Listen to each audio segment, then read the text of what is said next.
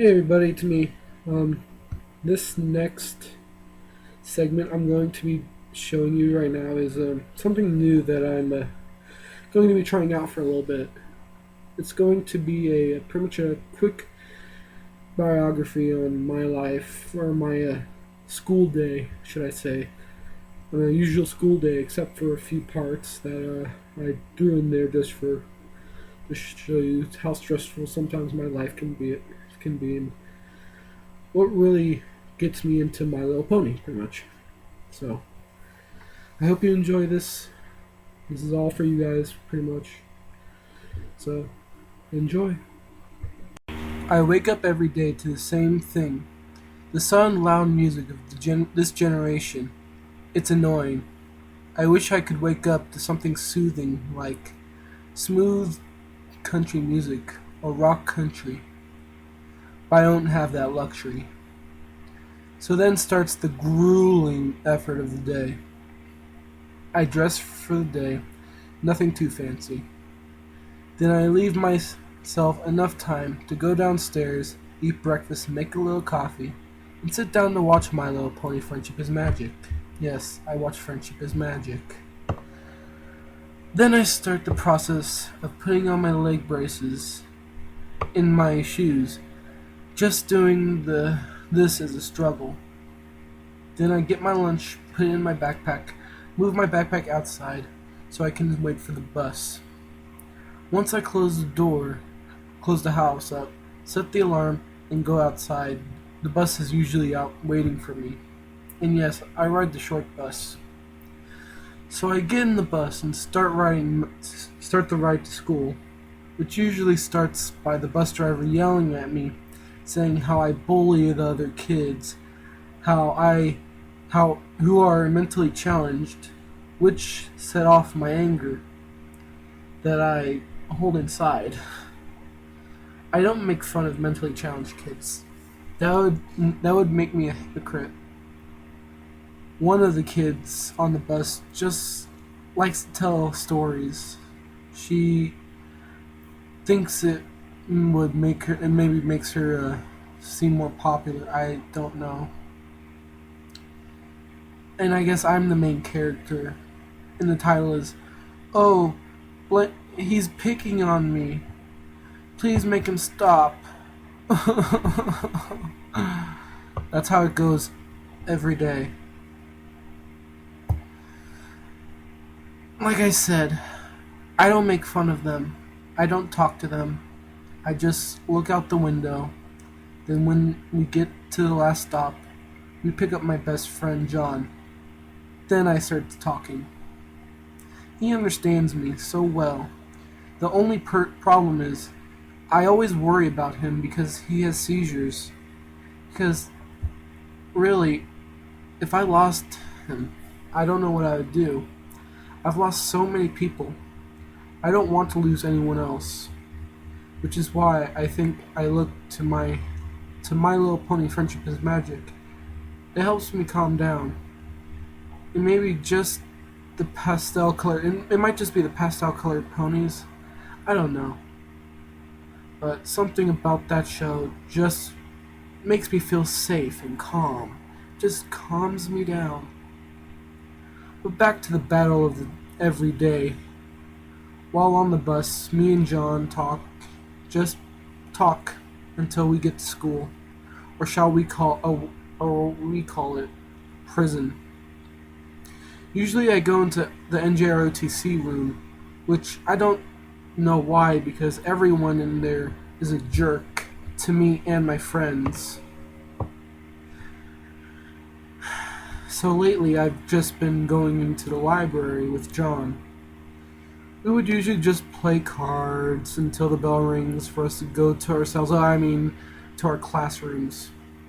Which means my torment starts. I try to block it out, but they just get in the way. And anyways, I'm sorry.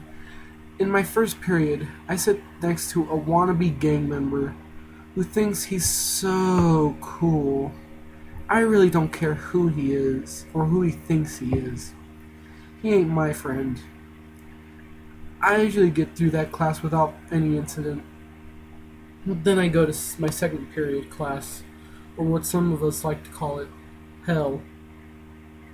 We sit down, we talk out, and we sit down, we do our work, we open our books, then we go to our next class. That was the only thing.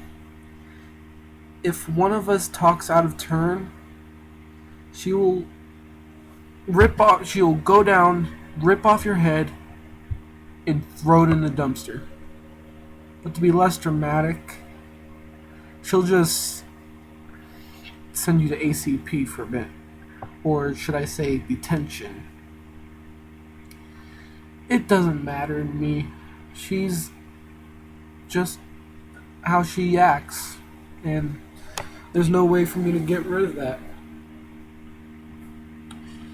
So then I get to my third period class, or should I say boot camp, NJROTC, a military class, which I used to enjoy until we got this new guy, or should I call him commander, who came in and changed everything.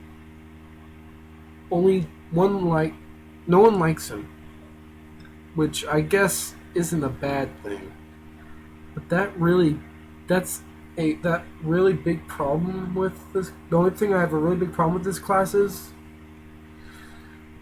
you do one little tiny thing, they will demote you, and you'll have to start all over, which is what happened to me. Not to mention that my whole platoon or class is nothing but a bunch of jerks who can only think of themselves. But wait, we're supposed to be a team. In a perfect world, maybe. But that isn't this case. If you're not in physical fitness or in perfect health, they don't give a rat's behind what happens to you. Pretty much, you could go die in a hole for all they care. And by now, the day is half over, and my feet are already starting to hurt. They're starting to blister a little, and I go to my fourth period class, metal shop, which I love this class. I'm very talented in what I do. I love that class very much. The teacher, when he's in a bad mood, you really don't want to be in his way or get on his nerves. So what I usually do is I go sit down for a little bit. I take my braces and shoes off for about 20 minutes.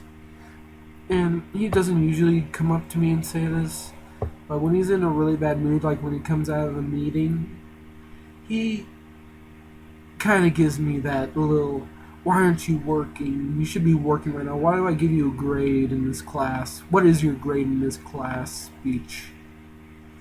Then I tell him, hey man, I just got out of ROTC. You were in the military. You know how physically straining this is. And for a person like me who is physically disabled with his legs and have to wear these leg braces, you know it gets really hard. And then I kind of make him look like a complete idiot in front of the whole class. Then he just usually walks away and pays me and doesn't give me any attention for the rest of the day. Which I guess isn't that big of a deal. I just put my braces back on and go back to work. But this one day, I was doing my thing, and I was having fun. I had my braces off. I was talking to my friends.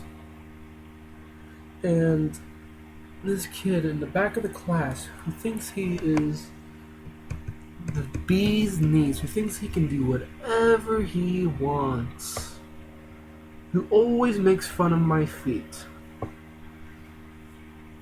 he decides that I'm going to go make fun of him again.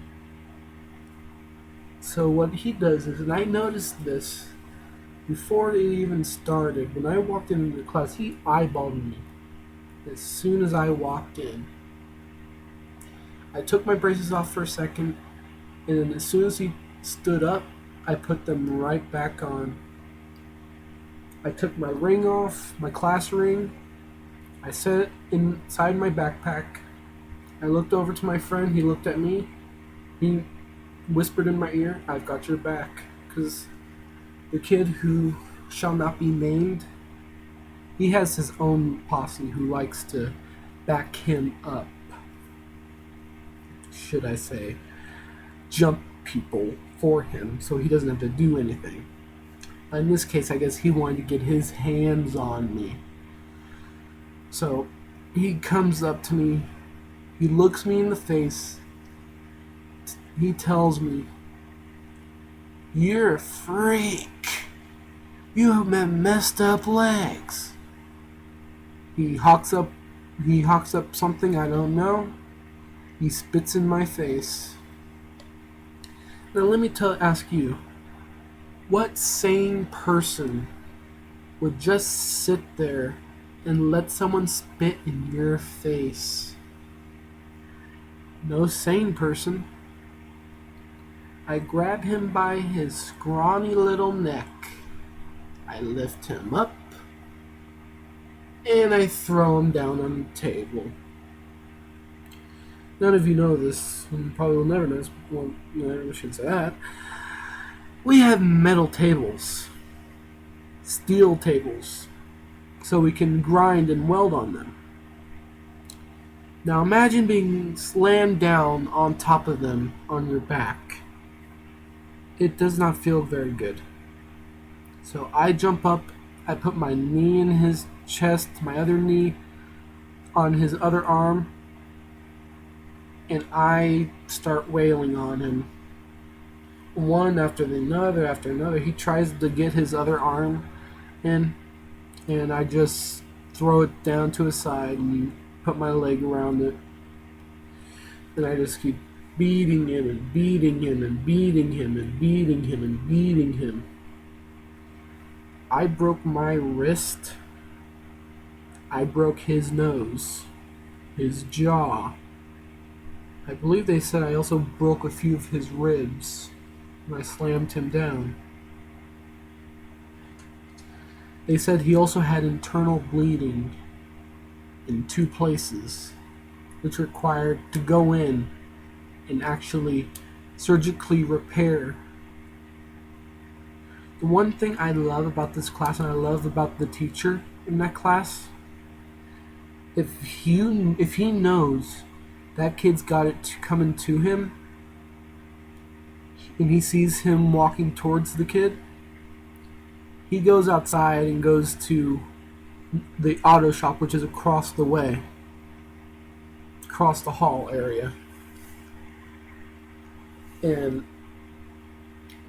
they settle it themselves, which I think is amazing. For this certain individual, it didn't happen that way. Now imagine this. This is pretty crazy. This kid is 5'7". I'd say maybe 140 pounds. That's what I think we weigh. I am 6'5", 300 pounds, and go to the gym 3 times a day. I am on water polo. I am in ROTC. I play baseball. I also play a little bit. I used to play a little bit of football. And I still treat everything I do as if I'm still playing football, because you have to be in very top tip shape to be playing football. So I beat the living poop out of him. When the paramedics got to the school, picked up the kid off the ground, all barman, sorry, I kind of had to fix myself there. I'm not going to release any names. Chewbacca, pretty much. We're gonna call him Chewbacca. And all he told him was, "Oh, he got something got shot out of the machine. It was a big piece of metal, and it just came out with such force. It laid him out." Yeah, everyone calls me the machine now. So all I had to do was go to the nurse, get my hand back wrapped up a little bit, and they had my parents come take me to the hospital that day. And then right after fourth period would be my lunch, and I would go to lunch. But in this case, I went to a hospital. So, yeah. I hope you guys enjoyed this video. This video pretty much contains some of my deepest feelings. I promise that part 2 will be coming very shortly. I have a lot of things on my plate right now. I'm currently working on school projects, contemporary media projects, which are huge movies that if I can get my hands on, will upload it to my YouTube channel, and I will preview it to all you. And hopefully I was supposed to make a rant video right now, but I was kind of more interested in this video. I'm still gonna bring that out hopefully in the next couple of days. It's almost done, so I hope you guys enjoyed this video. So part 2 will be coming soon. Till then, I'll see you guys later. Bye.